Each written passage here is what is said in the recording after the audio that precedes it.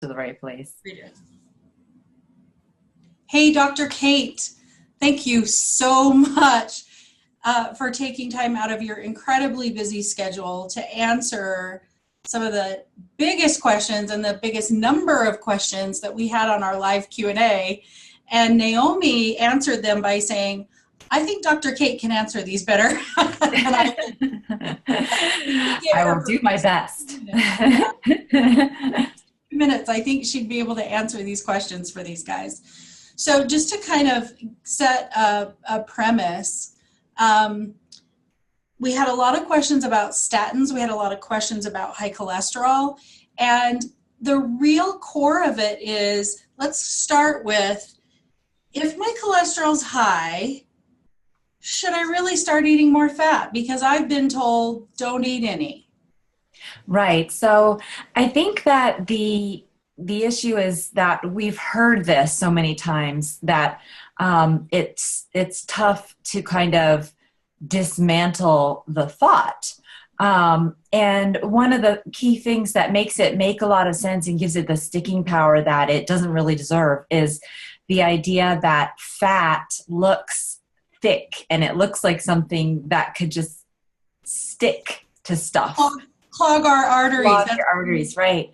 But it doesn't at all work like that. And the thought about it, like if we dial back to where this whole idea came from, that, what is the cause of heart disease anyway? They originated with experiments in rabbits where they were actually injecting cholesterol, not fat, but cholesterol into their arteries, right? So when they injected this cholesterol directly into arteries, it actually did not stay in circulation very well, and it got absorbed into the artery wall and started causing these lesions that looked like similar to the lesions that people who had heart attacks. So that was where they kind of started thinking, maybe there's something to this, right? But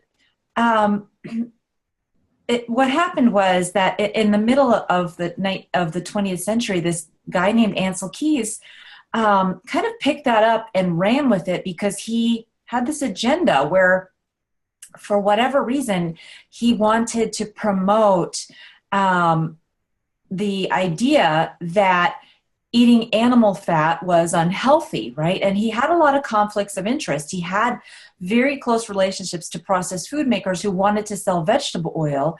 And we don't have a lot of evidence on why this guy should be disbelieved, except that the fact is that he is the father of processed food, right? Before him, there was no such thing as the just pass out and serve meal. He invented processed food for the military in the form of the K ration, and it was full of the processed foods that we have in most of our grocery stores now. It's cookies, crackers, very low quality meat, and that's it. And another key thing that was in there were cigarettes. So he had possibly had a lot of ties to the cigarette industry. And this perhaps is the reason that even though we had data showing that cigarette smoking really correlated a lot more strongly with heart attack deaths in all the countries that he studied, and all of the money that the government money that he was spending to do these studies, he was collecting data that he never published about the smoking. He only published the hand-picked data that he had selected, showing there was a correlation in a few countries between the saturated fat intake and heart attacks. And because he curated that information and hid the truth, that is what enabled this other idea that, something about cholesterol, something about fat, heart attacks bad, right? And so, and then the idea of it sticking in our arteries. And it's all very vague and non-scientific and scary sounding, because heart attacks, they kill people. But it is not based on good science in any way, shape, or form. And the deeper once you just start even just looking at some basic questions, you find that it doesn't make any sense at all. The whole thing completely unravels. So to answer the question, should I eat more fat if I've already been told that, my cholesterol is too high? The answer is no different than what I would say if your cholesterol wasn't too high. And that is, don't eat the unhealthy fats and eat the healthy fats. Perfect. So this don't eat fat, will get high cholesterol and die is dogma with no science to back it up. Well, there's two parts of what you said there, right? So one is that if I eat fat, my cholesterol will go up. And the other one is, if my cholesterol goes up, I will die. So there's some truth to the first one, because some people, the way their body processes dietary fat, it will make their cholesterol go up a little bit, their LDL cholesterol. It may actually go up quite a bit. Some people can have a normal, or what they call today, normal LDL cholesterol, like say 100, 120, and change their diet, eat a lot more fat, even if it's totally healthy fat, and the LDL cholesterol will go through the roof, like 300, 400. But would I be worried about that? And the answer is it depends entirely on what is the fat that they're eating, and what else are they eating, and what do they do? Do they smoke? Because the real question is, how do I not die of heart attacks, right? Yeah, that is true. And that doesn't necessarily have anything to do with fat or even diet, right? Because we know cigarette smoking can make a person get a heart attack and die. And so if we start approaching it from that second question, how do I not die of a heart attack, right? Let's understand that first before we start talking about what we should eat and what we shouldn't eat. And this is where it's so important to understand that the whole mythology of the saturated fat, it rests entirely on the fact that this guy Ansel Keys, when he was forming the foundation of our belief structure, hid all the evidence that cigarette smoking causes the problem.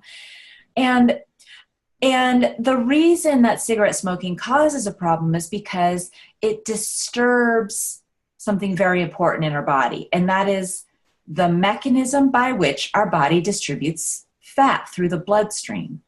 Okay, because whether we're eating fat or not, we are distributing fat in our bloodstream because we need it. We need it for energy.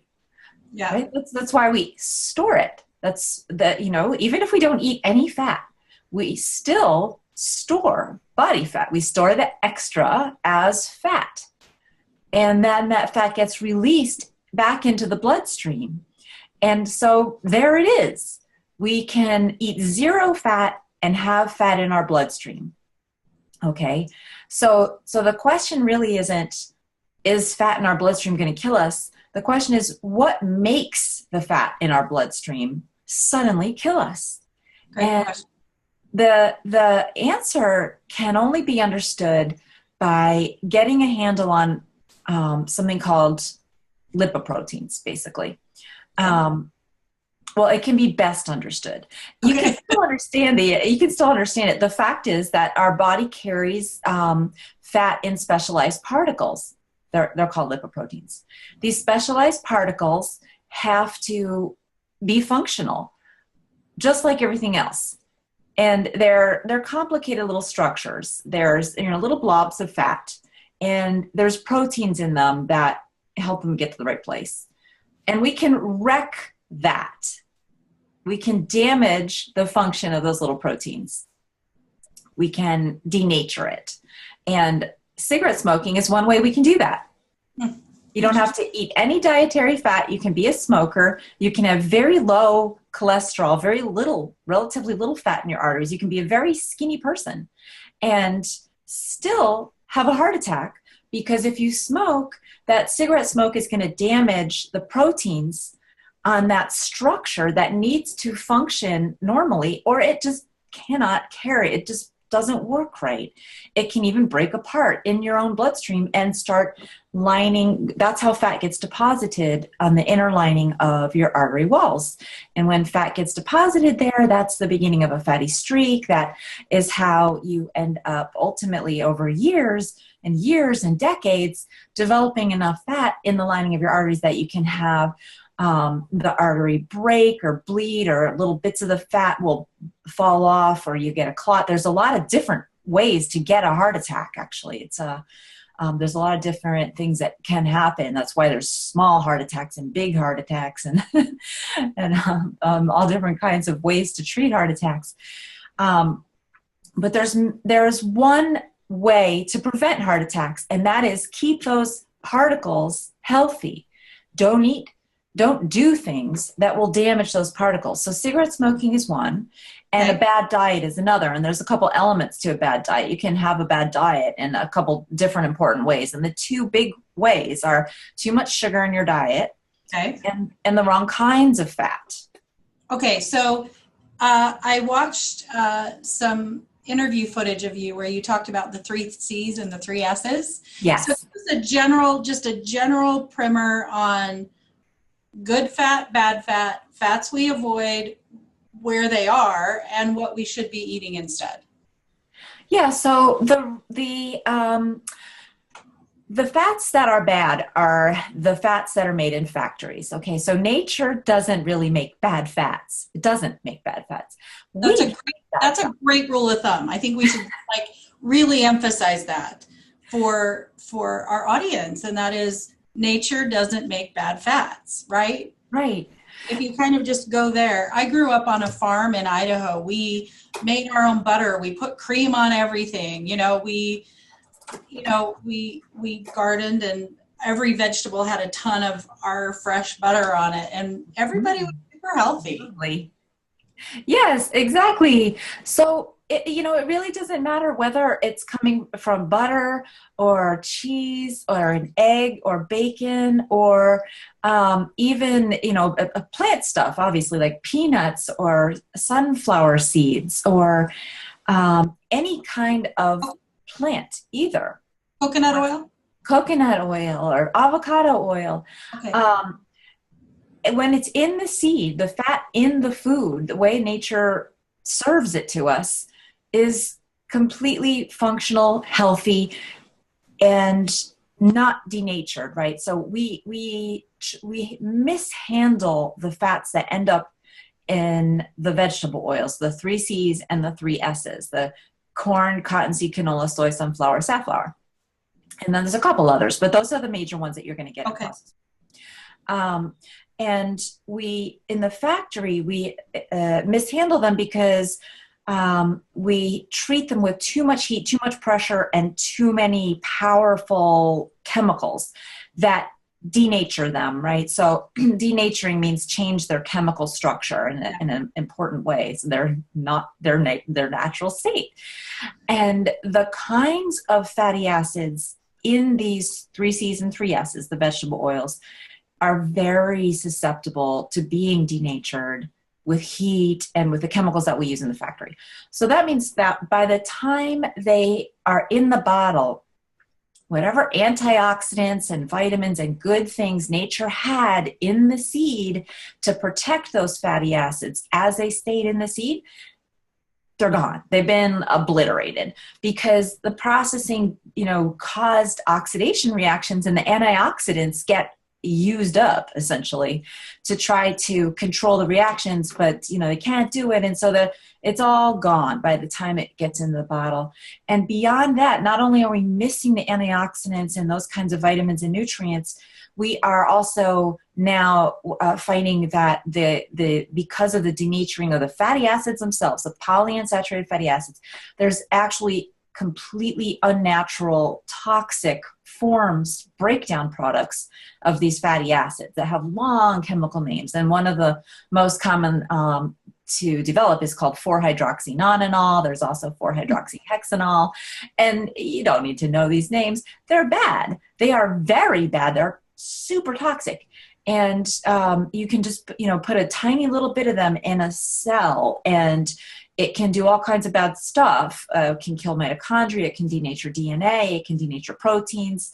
And it does this very quickly. The reason it does it is because it causes more oxidation reactions. So we always get back, when we're talking about cholesterol and heart attacks and why smoking is bad and why these fats are bad, we always get back to one word, and that is oxidation.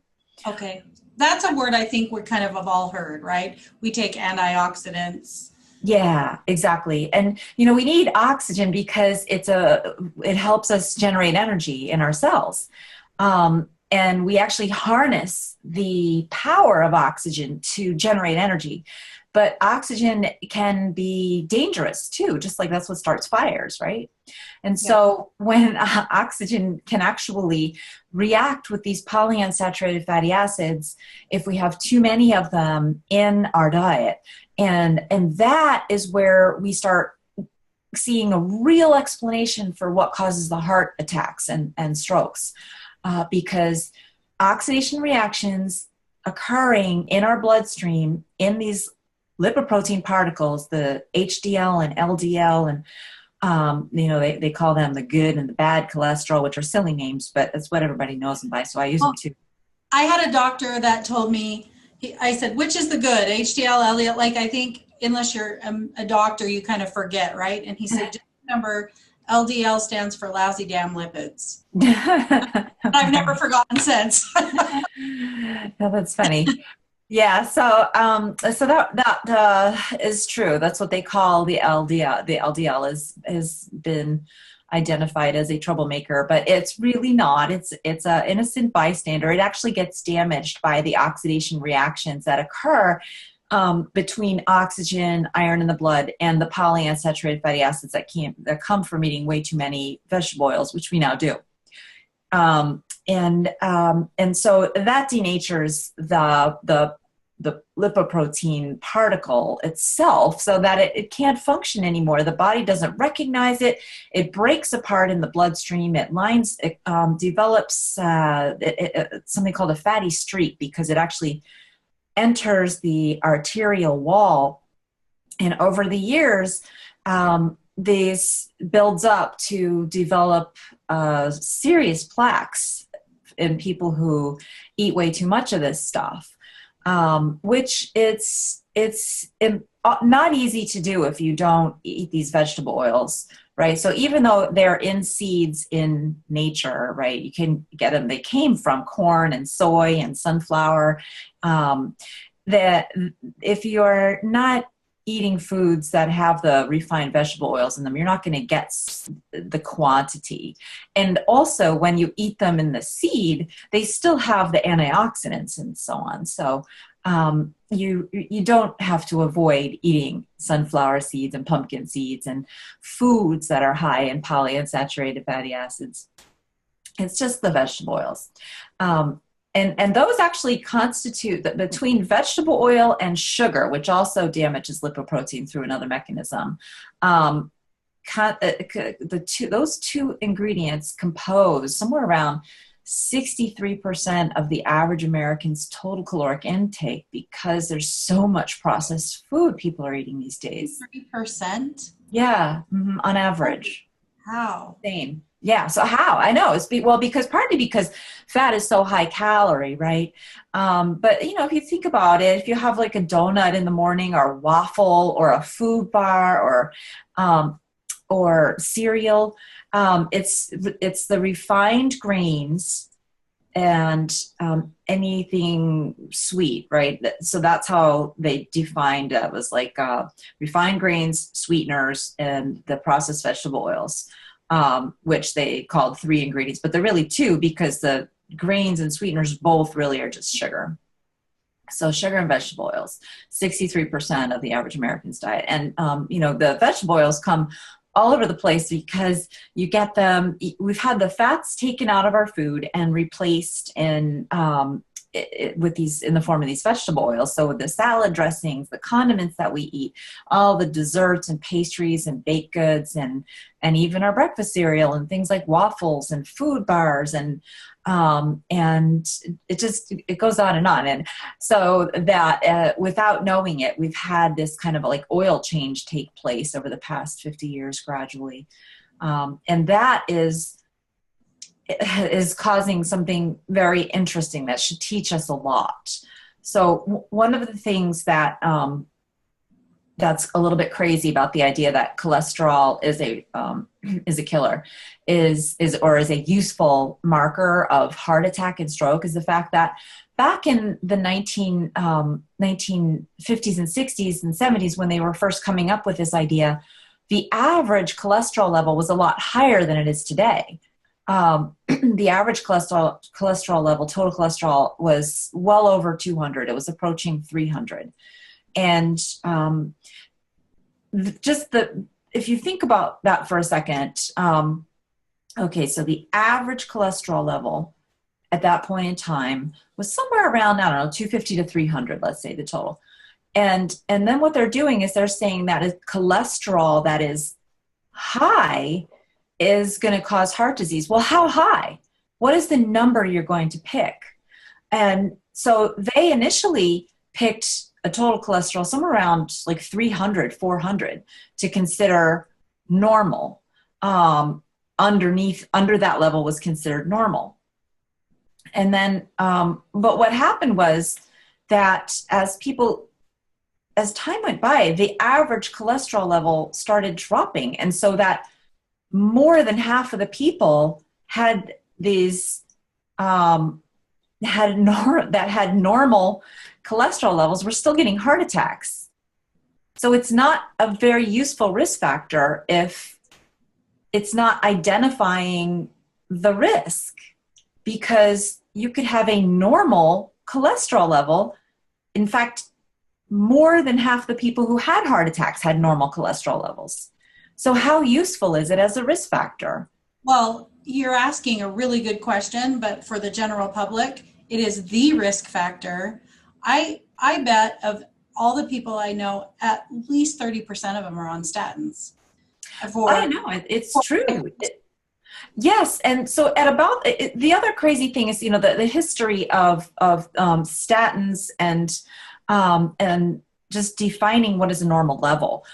So as time went by, they had to lower what they called a normal level. They just changed the definition. They basically moved the goalpost. So the goal used to be to get your cholesterol level under 300. Well, then it became 260. Well, then it became 240. And when I was in practice, it was in the upper 200s when I first started. And I just watched the number come down lower and lower and lower. So that, because people would do what we were told, we would actually manage to lower our cholesterol level.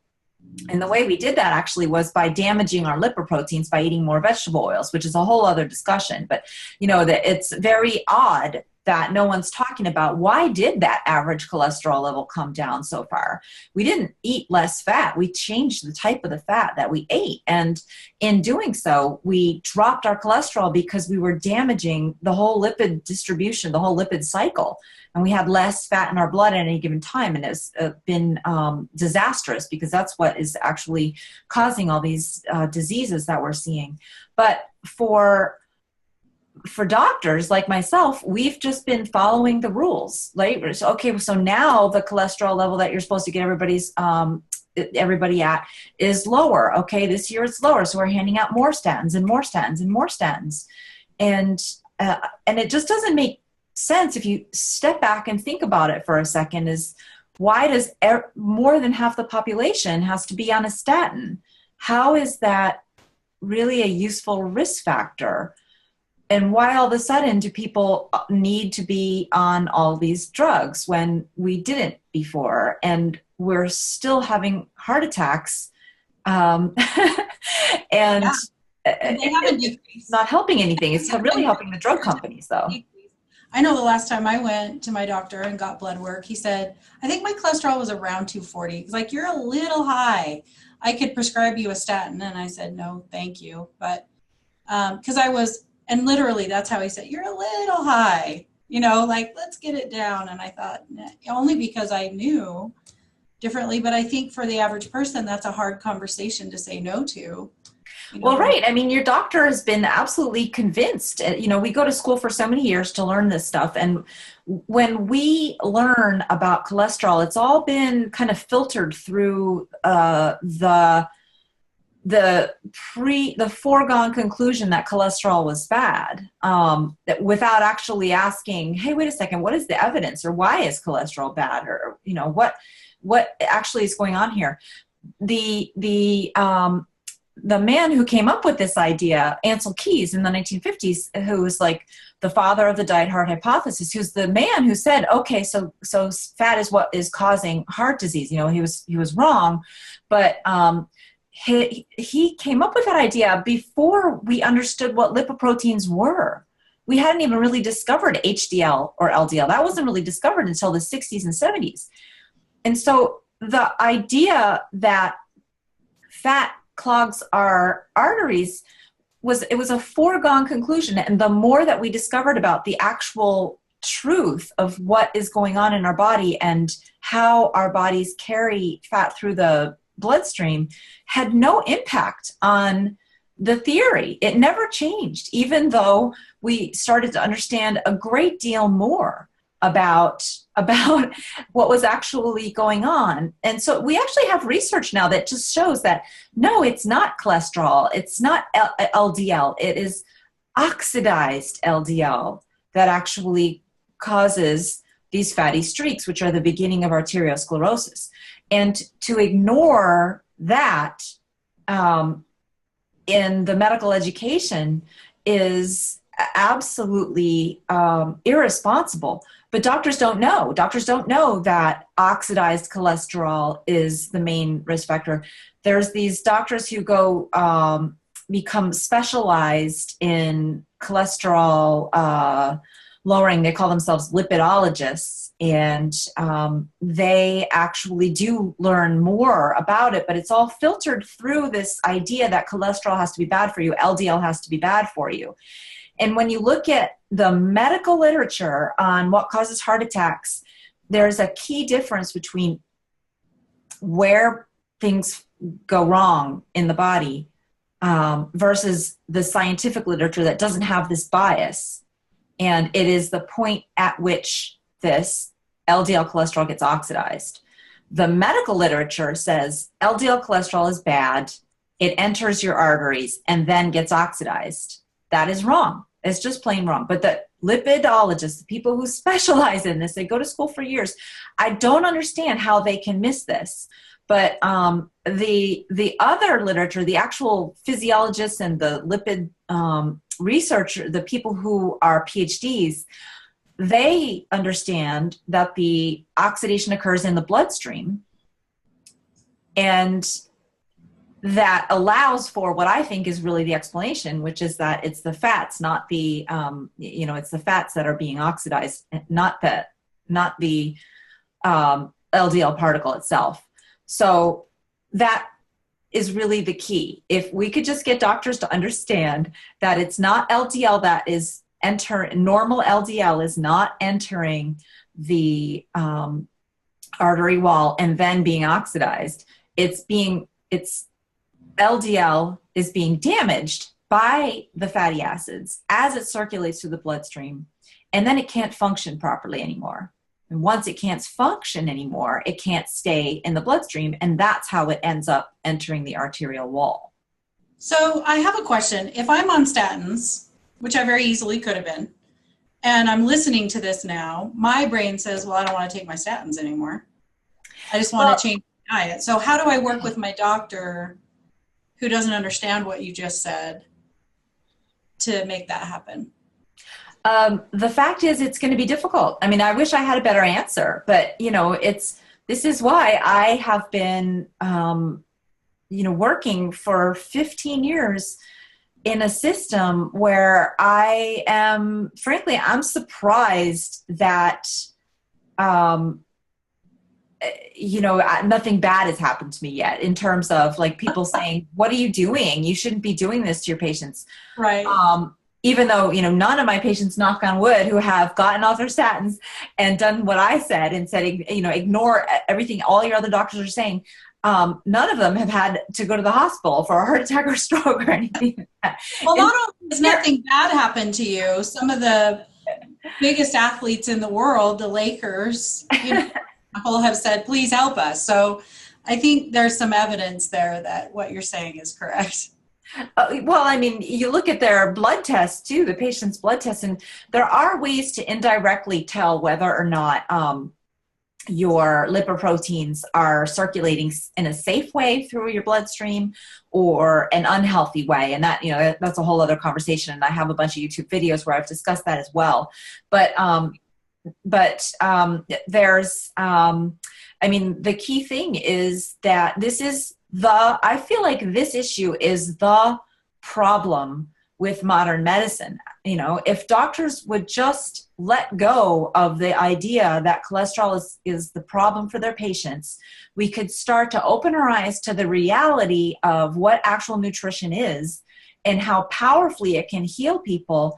And then doctors wouldn't be so patients wouldn't get so disgusted with their doctors, where it's like, well, I don't want to be arguing with my doctor about what I'm putting into my body, and because doctors do learn a lot of other stuff. That's true. And you want to be able to go to your doctor and trust them. And so it's just a real problem. And I feel like there's not a solution other than we're just going to have to wait for the next generation of doctors to be trained, and an increasing proportion of younger doctors are completely getting it. I feel like I do work with medical students, and those who I work with, they have been much more, I don't know if the word is jaded, but they just understand the conflicts of interest in a way that the older generations of doctors seem not to. And so they understand when it comes to diet and drug companies, there's conflicts of interest. And so they have to question certain things. And so at least I feel like there's kind of like hope for that next generation. But it's really a problem. And, unfortunately, Harvard and Yale and the medical institutions that are teaching doctors are so dependent on funding from drug companies, and not just the drug companies, but also the vegetable oil companies, Cargill and Unilever. And it's not going to change that way. You cannot trust Harvard or Yale or Mayo Clinic or Cleveland Clinic to give you good advice about diet and nutrition. And, and they get to be the ones wearing this cloak of authority where they get to say, oh yeah, those other folks that are saying that statins are not good or that saturated fat is healthy, they're fringe, they're like naysayers. And even though we've got no conflict of interest, and I'm a regular family practice doctor. I don't get money from a drug company to say what I'm saying. I don't get anything. I get pressure from my patients to talk to them longer than I'm allowed to talk to them because they want more information that makes sense. So it doesn't serve me at all. It would be a lot easier to just churn patients through like everyone else and write prescriptions. So if you just think about it for a second, it's what is it that would be driving doctors like myself who are actually trying to help our patients? Why do we do it? Well, because I guess maybe we care or something, but it's not for money. Oh my goodness. Well, you are so delightful, relatable, brilliant, and our audience is very fortunate to get a moment of your time. So thank you so much for making time for us. Thank you so much for having me back on. It's an honor to be on your show. You're so welcome. Thanks, Cate. Have a great day. Thank you. All right. Bye-bye. You too.